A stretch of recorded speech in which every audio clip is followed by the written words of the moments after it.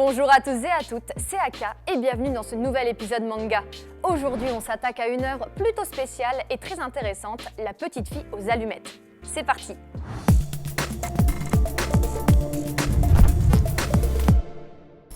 La petite fille aux allumettes est un manga complet en 6 tomes, paru en 2014 au Japon, écrit et dessiné par Sanami Suzuki. Ce seinen est édité par Komiku Édition et apparu en mars 2017 en France. Ce manga a eu aussi droit à une adaptation en film au Japon. C'est bien joli tout ça, mais La petite fille aux allumettes, c'est quoi? Une simple adaptation en manga du conte d'Andersen? Eh bien non. La petite fille aux allumettes raconte les aventures de Rin, une mystérieuse vendeuse d'allumettes chimériques qui donne forme aux chimères, c'est-à-dire à ce que l'on pense quand on les allume, à ne pas confondre avec les vœux. En effet, une chimère est un fait non réalisable, en décalage avec la réalité, tandis que les vœux, eux, sont ancrés dans cette réalité et sont réalisables. Ces allumettes réalisent simplement le désir du moment et non les vœux profonds. C'est là toute la subtilité de ce manga.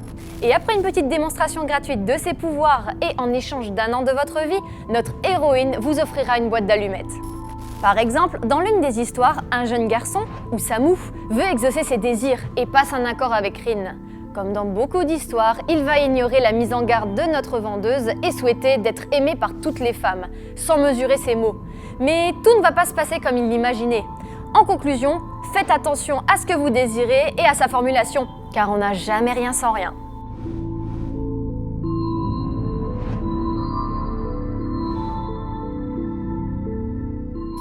La particularité de ce manga, c'est bien évidemment sa composition.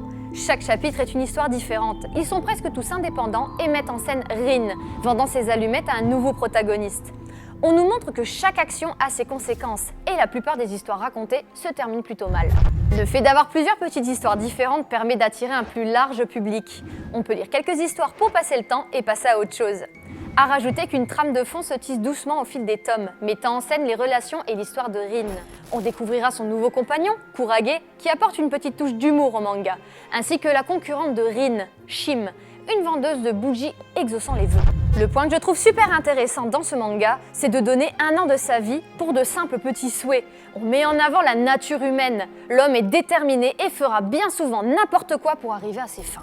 Concernant le design de la petite fille aux allumettes, eh bien il est très original. La couverture du manga tape à l'œil et donne envie de s'y intéresser. Elle est très fournie et représente un ancien paquet d'allumettes. Une idée originale qui rentre très bien dans le thème. Les 2 premières pages des tomes sont en couleur avec en prime de très belles illustrations. Le dessin a à la fois un petit côté mignon et un côté réaliste, ce qui colle parfaitement au personnage de Rin, une jeune fille mystérieuse avec un côté mignon et malaisant. Les planches comblent majoritairement tout l'espace. Le manga est bien chargé et ça ne manque pas de détails. Bien que certaines cases soient plus légères que d'autres, ce qui est parfois dommage, Sanami Suzuki a le sens du détail.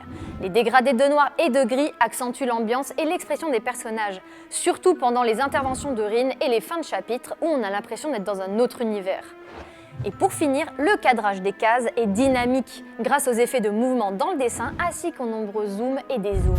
Pour conclure cette vidéo, La petite fille aux allumettes est un manga vraiment très sympa. Il est intemporel, on peut le lire quand on veut sans avoir forcément à se souvenir de tous les détails. On reste toujours bouche bée quand on découvre les petites histoires et les souhaits des personnages. Et vous, quels sont vos souhaits et vos vœux? N'hésitez pas à nous les donner en commentaire, à liker et à partager cette vidéo. Pour le moment, je vous dis à la prochaine pour un prochain épisode. Matane!